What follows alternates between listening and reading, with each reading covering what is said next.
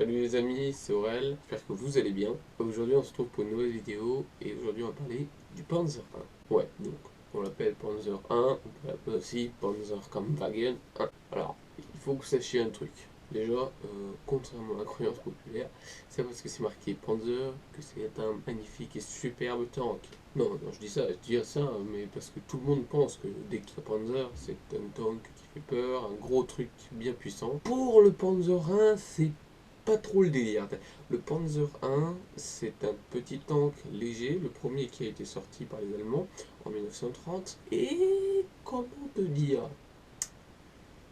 il aurait jamais dû voir le feu. Soit une double MG34, soit une MG34 toute seule.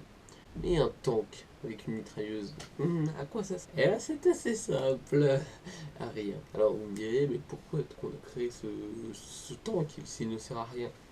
Bah, c'est assez simple. Le Panzerkampfwagen 1 ou Panzer 1, il a été créé dans le but d'entraîner des futurs recrues. Parce qu'il était simple à utiliser et il permettait d'être un char d'instruction très bien. Char d'instruction. Char d'instruction. Ça s'arrête là. Et instruction, il n'y a pas plus. Il n'y a pas besoin d'aller plus loin. On s'arrête là. Et le problème, c'est que les Allemands, ils se trouvaient que ce tank, il y en avait beaucoup. Ah oui, ils avaient bien besoin d'instruire leurs troupes, alors ils avaient pas mal de tanks. Et en fait, il se trouve que leur Panzer 1, il est allé sur tous les champs de bataille. Voilà, pour faire simple, c'est ça. On l'a refait. Vous partez dans un tank qui n'a qu'une mitrailleuse comme armement. Bon, moi, enfin, si vous êtes suicidaire, c'est pas mon délire, moi je m'en fous, faites ce que vous voulez. Donc, il est allé partout, comme je disais, on le retrouve pendant la bataille de Pologne, on le retrouve pendant l'opération Barbarossa, mais également dans l'Africa Corps en Afrique du Nord. Le pire, c'est que ce truc, le Panzerkampfwagen 1 ou Panzer 1, ne peut pas se battre contre les autres tanks. Alors comme reconnaissance blindée, il est très très bien. C'est du même niveau qu'une chenillette polonaise, mais niveau anti-tank, une mitrailleuse ça perce pas un blindage. Et même les T-26 russes, tous les tanks légers, les M6 Gayunt américaines, il ne peut pas résister à ça. Bah non, il est pas conçu pour. Alors, il est même pas conçu pour se battre à la base. Alors bon, mais les Allemands ne sont pas débiles. Ils se sont bien rendus compte qu'un Panzer 1 tout seul, ça servait à rien. Donc, ils ont eu la bonne idée de transformer ce tank. Certains d'entre eux, ils ont gardé le châssis, ils l'ont transformé en Sturmpanzer 1 Bison. C'est une version canon automoteur du Panzer 1, donc qui permettait de faire des frappes d'artillerie légère.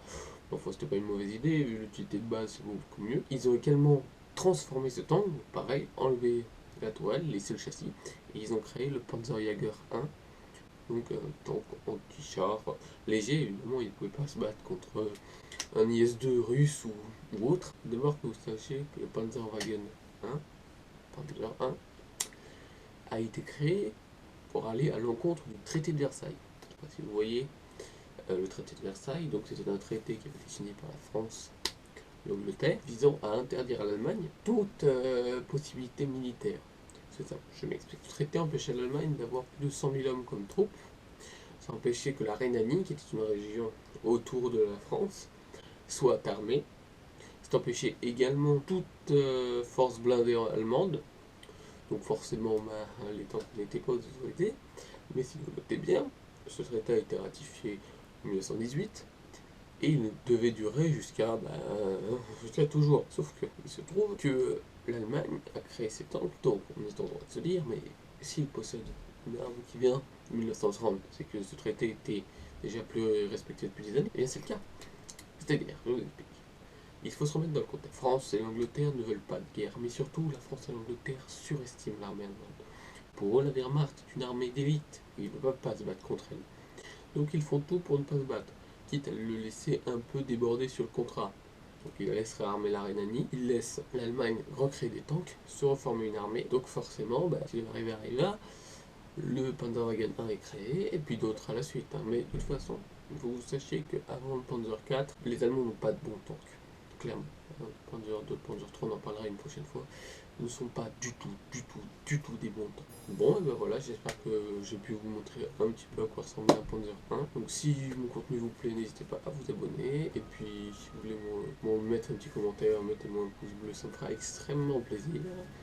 Et on se retrouve pour la prochaine vidéo qui portera sur le Panzer II cette fois-ci. Allez, bonne journée. Salut les gars.